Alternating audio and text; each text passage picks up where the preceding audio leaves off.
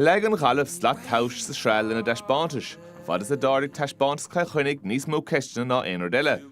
Conas mar bhach ag an dáran sa Craobh, bhach freagra na ceiste is stád an fíorsaigh. Mí hála tris lána ha man trátrachta.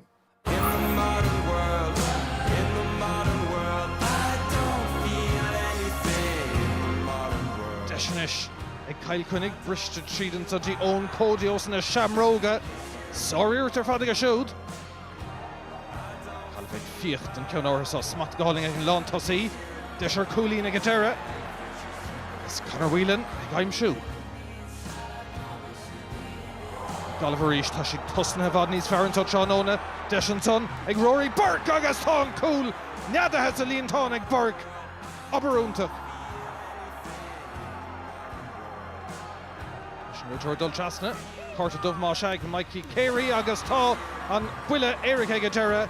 Neadathe sa líon tán ag Rory Burke.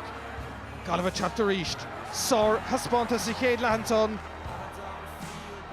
Dave Ella, Bruish na Comada Mo, an Lína. Ord Cussin go Joe Jensen ag Dahi Burke. Eisian an order fad agus Corta Darragh Másha ag a deire. Cill Chainnigh inis na Cathardí an Galibh ag Immercló.